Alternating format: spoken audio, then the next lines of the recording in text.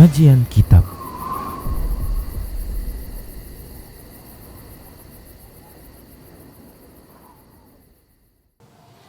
Bismillah, assalamualaikum warahmatullahi wabarakatuh. Innal hamdalillah nahmaduhu wa nasta'inuhu wa nastaghfiruh wa na'udzu billahi min shururi anfusina wa min sayyiati a'malina. Man yahdihillah fala mudhillalah wa man yudlilhu fala hadiyalah. Wa asyhadu an la ilaha illallah wahdahu la syarika lah wa asyhadu anna Muhammadan abduhu wa rasuluhu sallallahu alaihi wasallam. Qala Allahu tabaraka wa ta'ala, ya ayyuhalladzina amanu taqullaha haqqa tuqatih wa la tamutunna illa wa antum muslimun. Ya ayyuhan nasu taqu rabbakumul ladzi khalaqakum min nafsin wahidah wa khalaqa minha zawjaha wa bassa minhuma rijalan katsiran wa nisaa'a wattaqullaha alladzi tasaaluna bihi wal arham innallaha kana 'alaikum raqiba.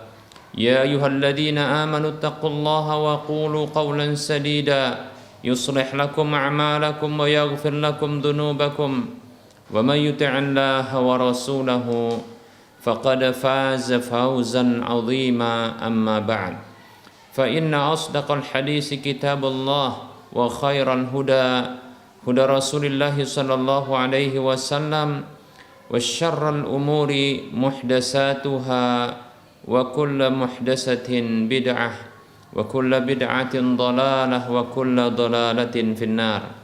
Para muslim, para pemirsa Rosyad TV dan para pendengar Radio Medan Mengaji di mana saja Anda berada, rahimani wa rahimakumullah. Alhamdulillah, segala puji hanya untuk Allah. Selawat serta salam tak lupa kita ucapkan untuk Rasulullah sallallahu alaihi wasallam. Kita lanjutkan pembahasan kitab Minhajul Muslim dalam bab adab, dan kita masih melanjutkan tentang adab terhadap Rasulullah Muhammad sallallahu alaihi wasallam.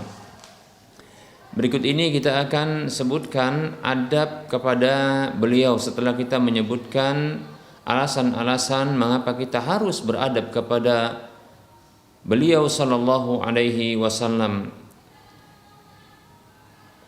Cara seorang muslim beradab kepada Rasulullah sallallahu alaihi wasallam adalah dengan memenuhi hal-hal berikut ini. Yang pertama adalah mentaati beliau. Mentaati beliau. Baik para hamba Allah rahimani wa rahimakumullah, mengapa kita harus mentaati beliau? Dan ini merupakan bentuk adab kepada beliau, karena sesungguhnya mentaati beliau merupakan bentuk mentaati Allah subhanahu wa ta'ala. Allah tabaraka wa ta'ala berfirman di dalam surah An-Nisa ayat 80, a'udzu billahi minasyaitonir rajim, may yuti'ir rasula faqad ata'a Allah wa man tawalla fama arsalnaka 'alaihim hafidha.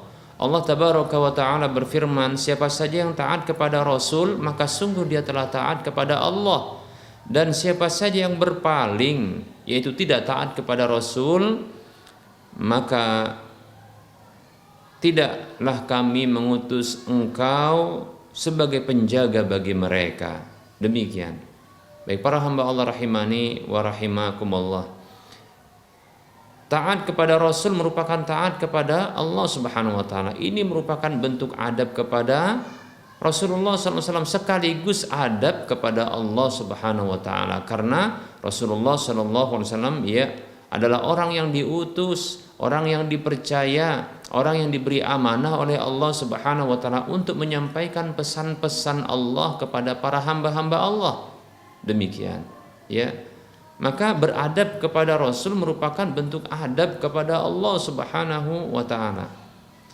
Ya, kita contohkan, kita beri ilustrasi. Bila kita ingin menyampaikan pesan kepada beberapa orang atau seseorang, yang orang tersebut adalah bawahan kita, orang tersebut adalah bawahan kita ingin mengirim pesan kepadanya. Hanya saja kita tidak ingin untuk berjumpa langsung dengannya, ya. Kita inginkan pesan ini nanti dipenuhi dan ditaati, ya. Pesan ini ingin ya dipenuhi, kita ingin ya agar dipenuhi dan ditaati oleh bawahan kita. Baik para hamba Allah rahimani wa rahimakumullah. Dan orang yang menjadi bawahan kita adalah orang yang menghormati kita tentunya, ya. Baik para hamba Allah rahimani wa rahimakumullah.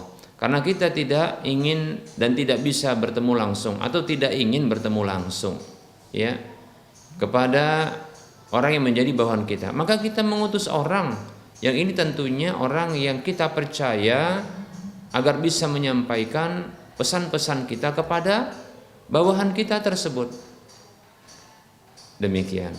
Nah, tentunya para hamba Allah rahimani wa rahimakumullah, orang yang menjadi pembawa pesan bagi kita ini, tentunya kita harapkan pula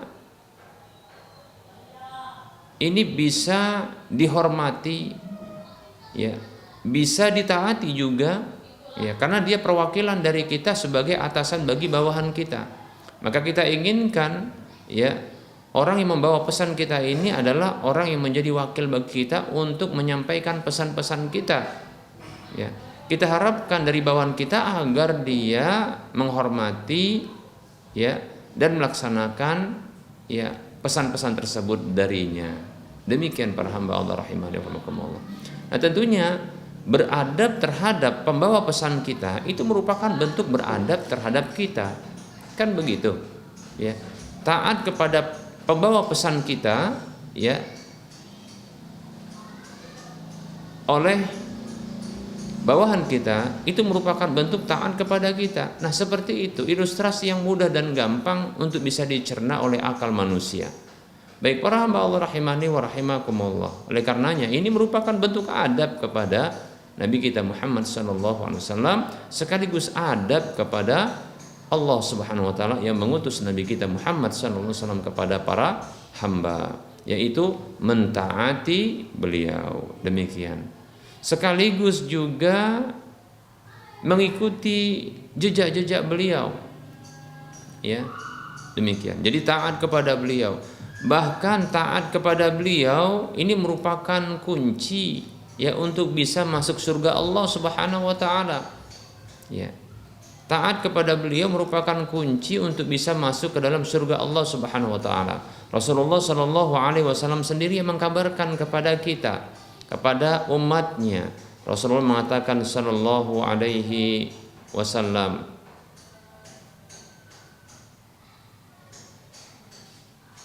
beliau mengatakan sallallahu alaihi wasallam, man ata'ani dakhalal jannah wa man asani faqad aba.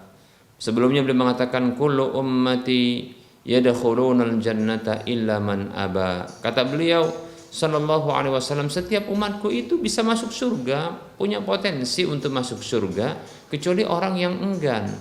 Maka para sahabat bertanya, wa man ya'ba ya Rasulullah, siapa orang yang enggan itu hai Rasulullah sallallahu alaihi wasallam? Maka Rasulullah sallallahu alaihi wasallam bersabda, man ata'ani dakhalal jannah wa man asani faqad aba. Siapa saja yang taat kepadaku, maka sungguh dialah orang yang masuk surga. Namun siapa saja yang durhaka kepadaku, dialah orang yang enggan, yang tak mau masuk ke dalam surga. Demikian. Baik para hamba Allah rahimani wa rahimakumullah. Jadi taat kepada Rasulullah SAW merupakan bentuk adab kepada Rasulullah, sekaligus adab kepada Allah, dan itu kunci untuk bisa masuk ke dalam surga. Semoga Allah Subhanahu wa taala memasukkan kita ke dalam surganya. Baik para hamba Allah rahimani wa rahimakumullah. Berikutnya di antara bentuk adab kepada Rasulullah sallallahu alaihi wasallam adalah mengikuti jejak-jejak Rasulullah sallallahu alaihi wasallam. Mengikuti jejak Nabi sallallahu alaihi wasallam. Ya. Maksudnya adalah mengikuti bimbingan petunjuk yang tertuang di dalam dua warisan Rasulullah sallallahu alaihi wasallam, yaitu Al-Qur'an dan hadis Nabi sallallahu alaihi wasallam, dan tentunya itu harus dipahami berdasarkan pemahaman murid-murid Rasulullah yang Rasulullah mengajarkan mereka.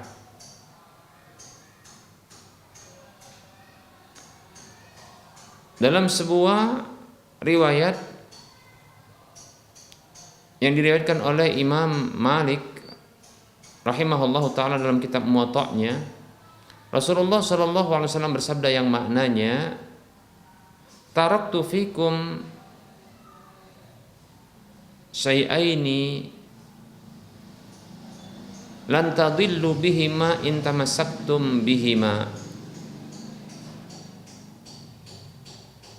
lan tadillu abada.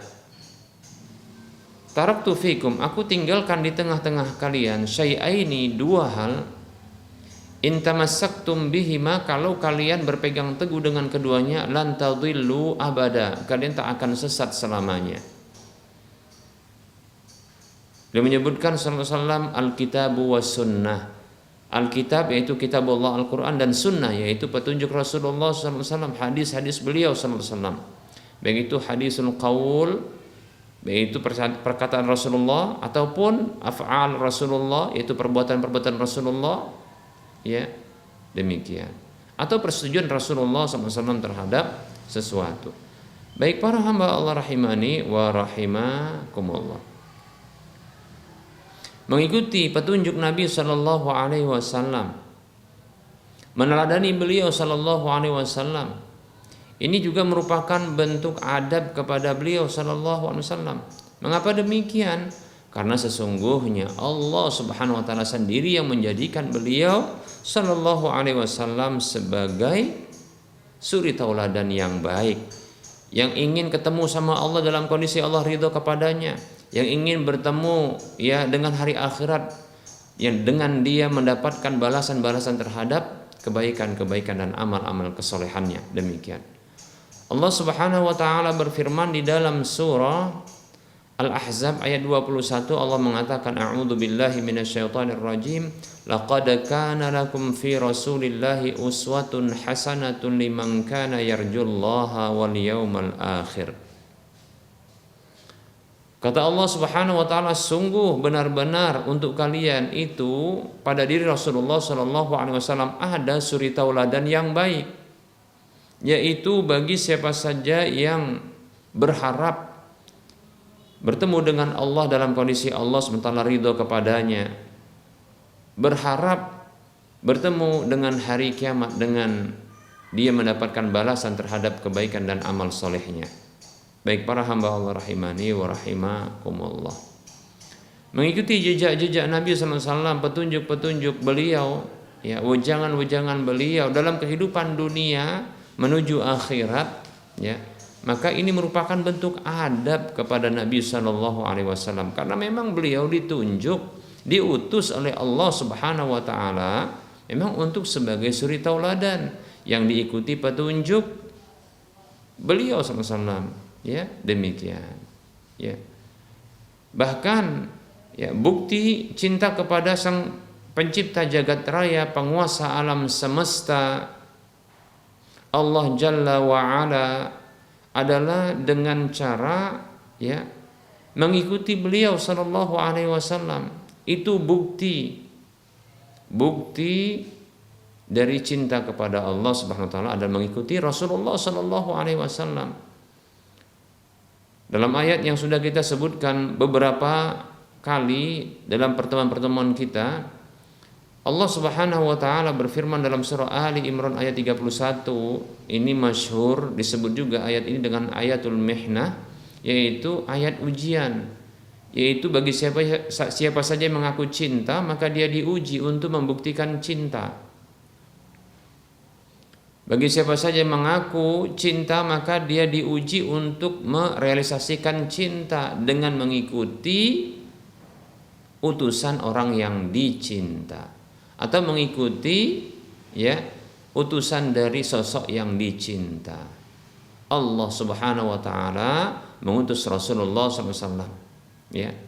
Maka bukti cinta kepada Allah mengikuti ya Rasulullah SAW, karena sesungguhnya Rasulullah SAW itu memberlakukan apa yang diperintahkan oleh Allah Subhanahu wa taala kepada beliau. Ya. Tadi sudah kita sebutkan sesungguhnya taat kepada beliau sallallahu alaihi wasallam merupakan taat kepada Allah demikian. Nah, tentunya sebagai bentuk cinta kepada Allah adalah mengikuti Allah. Karena memang betul ya dalam satu kaidah ya yaitu bukti cinta mengikuti orang yang dicinta. Nah, seperti itu. Nah, baik para hamba Allah rahimani wa rahimakumullah.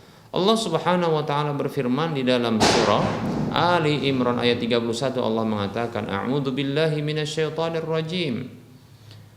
Qul in kuntum tuhibbunallaha fattabi'uni yuhibbukumullah wa yaghfir lakum dzunubakum wallahu ghafurur rahim. Allah tabaraka wa taala berfirman, katakan Muhammad sallallahu alaihi wasallam, bila kalian benar-benar cinta kepada Allah Subhanahu wa taala, maka ikutilah aku, ikuti Rasulullah sallallahu alaihi wasallam yang mendapatkan wahyu ini, ya. Maka benar-benar maka niscaya Allah Subhanahu wa taala akan mencintai kalian dan mengampuni dosa-dosa kalian, dan Allah Maha Pengampun lagi Maha Penyayang.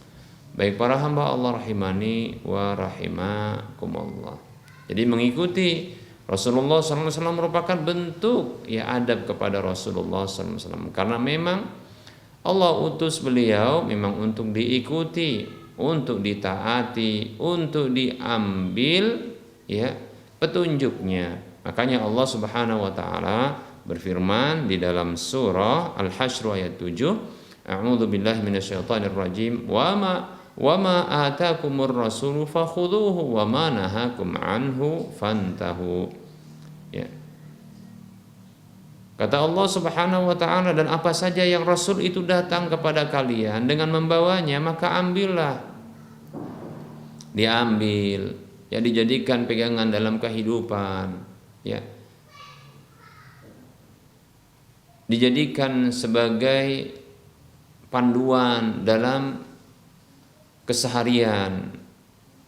Wa manahakum anhu fantahu, dan apa saja yang dia larang kalian darinya maka berhentilah, demikian ya.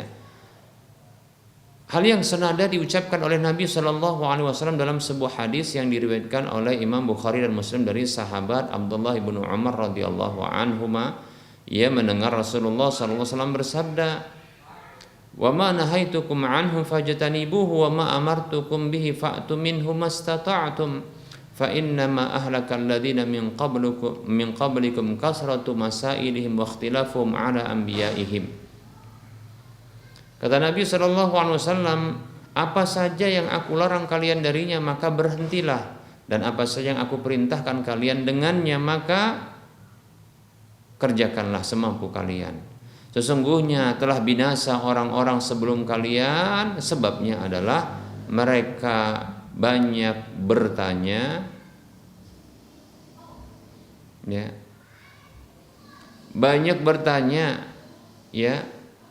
banyak bertanya kepada Rasulnya, ya. Namun mereka menyelisihi para Rasul tersebut. Sudah tahu jawabannya, sudah tahu petunjuknya, sudah tahu bimbingannya, panduannya, malah ditinggalkan petunjuk dan panduan tersebut oleh mereka. Demikian.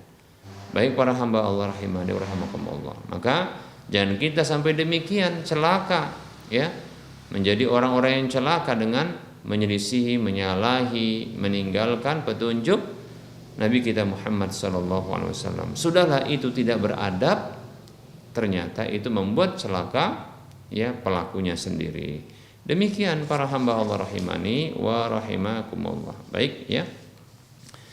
Kita cukupkan untuk penyampaian materi yang lumayan singkat pada pertemuan kali ini. Insyaallah taala kita akan lanjutkan pada waktu mendatang. Kita buka saja sesi soal jawab bagi siapa saja yang ingin bertanya, dipersilahkan. Bagi para pemirsa yang ingin berinteraksi langsung, bertanya langsung, silahkan hubungi nomor layanan kami di nomor 082288886630, atau di nomor yang sama silahkan layangan pertanyaan lewat tulisan WhatsApp, ya, atau di nomor yang lain 085261904175. Baik para hamba Allah rahimani wa rahimakumullah.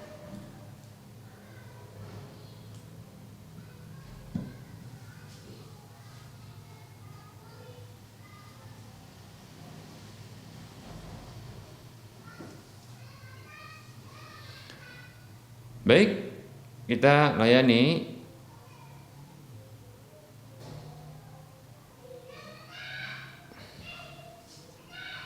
pertanyaan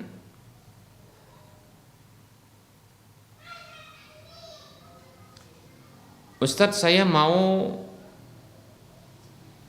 nanya, apabila sewaktu selesai sholat makanannya keluar sedikit, apakah sah sholat itu? Apakah sholat itu sah? Mohon jawabannya Ustadz. Saya ulangi ya pertanyaannya. Ustadz, saya mau nanya, apabila sewaktu selesai sholat makanannya keluar dikit, apakah sah itu sholat? Apakah sholat itu sah? Mohon jawabannya Ustadz. Sewaktu selesai sholat makanannya keluar sedikit, maksudnya apa ini ya? Mungkin ada dua kemungkinan. Yang pertama adalah makanan itu keluar sedikit dari mulutnya, ya. Yang kedua adalah ya, makanan itu keluar sedikit ya dari tempat persembunyiannya. Maksudnya adalah sudah dihidangkan kali ya, begitu. Baik ya, kita mencoba untuk menjawab dua kemungkinan ini karena keduanya sangat mungkin. Jadi pertanyaannya ini masih belum jelas, tapi kita mencoba untuk memberikan kemungkinan-kemungkinan bagi pertanyaan itu, ya. Baik. Bismillah. Kemungkinan pertama, maksud dari sewaktu selesai sholat makanannya keluar sedikit, kemungkinan pertama adalah keluarnya makanan itu dari mulut, ya. Apakah ini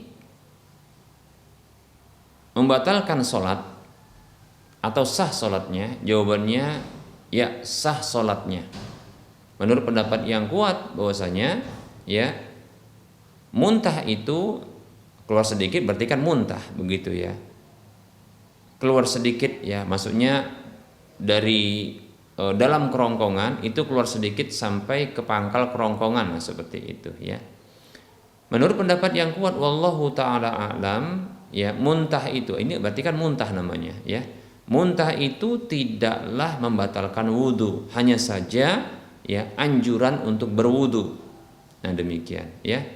Nah, tentunya kalau orang yang menyatakan ya muntah itu membatalkan wudu, ya membatalkan wudu, maka tentunya membatalkan sholat juga, kan begitu ya. Demikian. Nah, permasalahannya ini adalah ya dua. Yang pertama adalah keluar sedikitnya itu selesai sholat, ya. Kemudian yang kedua, andaikan pun masih dalam sholat, ya, dalam kondisi sholat keluar sedikit makanan itu, menurut pendapat yang kuat adalah bahwasanya muntah itu tidaklah membatalkan wudu, sehingga tidak membatalkan sholat. Wallahu ta'ala a'lam. Dia barangkali disamakan dengan ya dahak atau ludah yang dikeluarkan, seperti itu ya. Jadi membuang ludah atau membuang dahak dalam kondisi sholat ya, walaupun bukan dengan dibuang gitu ya, diludahkan ya, disemburkan, bukan dengan cara seperti itu, karena Rasulullah memberikan petunjuk ya untuk meludah di bawah kaki kiri, atau Rasulullah menyebutkan yang lebih tepat adalah saran Rasulullah yang kedua ini adalah dengan meletakkannya pada pakaian ya, seperti itu. Atau menurut sebagian para ulama boleh dengan tisu atau yang semisalnya, serbet atau yang semisal sapu tangan ya, demikian boleh ya. Dan itu ya mirip ya dengan keluarnya makanan itu dari dalam perut, demikian ya.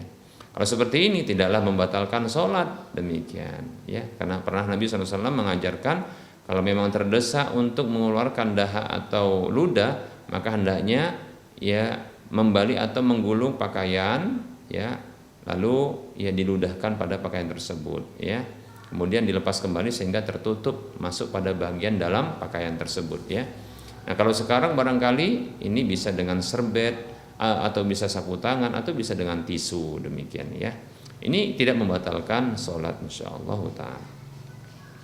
Baik, kemungkinan yang kedua, maksud dari keluarnya sedikit makanan setelah sholat, maksudnya adalah barangkali keluar dari tempat persembunyiannya. Maksudnya persembunyian itu adalah dari tempat seperti ada saji makanan ya, tempat makanan lalu dikeluarkan ya untuk bisa dihidangkan untuk dimakan. Nah seperti itu ya. Kalau seperti ini juga tidak masalah ya, tidak masalah demikian. Bahkan ya tidak masalah pula kalau seandainya ya makanan itu sesungguhnya sudah dikeluarkan ya sebelum sholat, demikian ya. Bagi orang yang berhasrat dengan makanan tersebut sebelum sholat ya, ketika makanan itu terhidang maka dia diberikan dispensasi untuk makan terlebih dahulu nanti baru sholat. Kata Nabi SAW, la sholata bihadrati ta'am ya, tidak ada sholat dengan hadirnya makanan ya, seperti itu ya. Maksudnya adalah diberikan dispensasi bagi orang yang berhasrat dengan makanan, mungkin karena laparnya dan makanan itu sudah terhidang ya, maka dianjurkan baginya untuk ya untuk makan atau diberikan dispensasi untuk makan ya ketimbang sholat, demikian ya. Namun bukan berarti sebuah kesalahan ketika seseorang itu memilih untuk dia sholat ya dan meninggalkan makannya, demikian. Karena Nabi SAW dalam sebuah hadis diriwayatkan bahwa Nabi SAW ketika itu sedang mengiris makanan berupa kambing yang sudah diolah ya, diolah menjadi makanan. Tatkala sedang mengiris makanan dan beliau makan, beliau mendengarkan seruan adzan, maka Nabi SAW pun ya meletakkan pisau tersebut dan beliau memenuhi seruan adzan tersebut. Wallahu taala a'lam.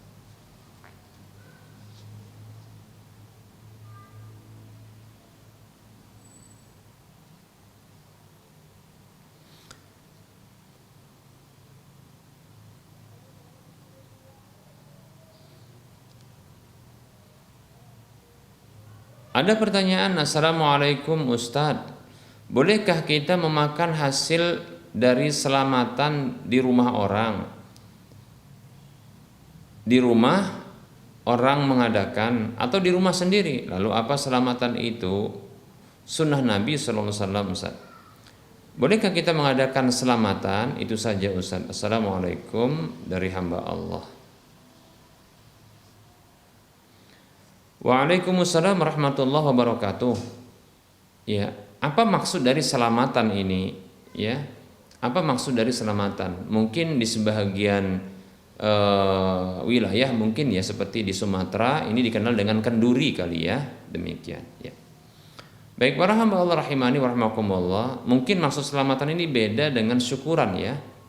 Ya, beda dengan syukuran. Selamatan ini ya barangkali acara kenduri tapi dikaitkan dengan kematian ya. Begitu juga barangkali terkait dengan kirim pahala ya untuk orang yang meninggal dunia, demikian ya. Baik para hamba Allah rahimani wa rahimakumullah. Kalaulah maksudnya demikian ya, kita berbicara dulu tentang acaranya, baru kemudian kita bicara tentang makanannya ya. Yang pertama tentang acaranya ya. Bila acara tersebut acara yang diisi ya dengan bacaan-bacaan ayat, surat, kemudian ya dibaca pula susunan-susunan ayat yang sudah disusun sedemikian rupa, demikian pula surat dan ayat, doa-doa, zikir, dan itu dipandu oleh satu orang, maka saya pribadi tidak pernah mendapatkan dalilnya tentang dalam masalah ini, ya. Saya tak pernah mendapatkan dalil tentang masalah ini. Saya khawatir yang seperti ini bukan petunjuk Nabi Shallallahu Alaihi Wasallam. Ya, kalau tentunya kalau ada petunjuk Nabi SAW dalam hal ini, secara khusus ya mengirim pahala dengan cara ya mengundang orang banyak, lalu membaca bacaan yang dipimpin oleh satu orang, dan ini disusun bacaan tersebut sedemikian rupa, lalu nanti dipimpin, kemudian nanti dipimpin juga zikirnya, kemudian doanya. Saya khawatir ini bentuk pengkhususan yang tidak ada perintah Nabi padanya. Saya pribadi, jujur saya katakan, saya pernah melakukannya dahulu ketika saya belum tahu. Setelah saya tahu, lebih-lebih Rasulullah SAW bersabda, dan saya tahu tentang sabda Rasulullah ini, man ahdasa fi amrina hadza ma laysa minhu fahuwa raddun. Hadis riwayat Bukhari Muslim, ya.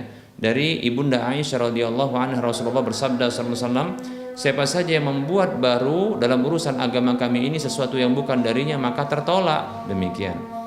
Dalam riwayat Muslim disebutkan, man amila amalan laisa alaihi amruna fahuwa raddun. Siapa saja yang beramal dengan sebuah amalan yang tidak ada perintah kami padanya, maka tertolak. Demikian.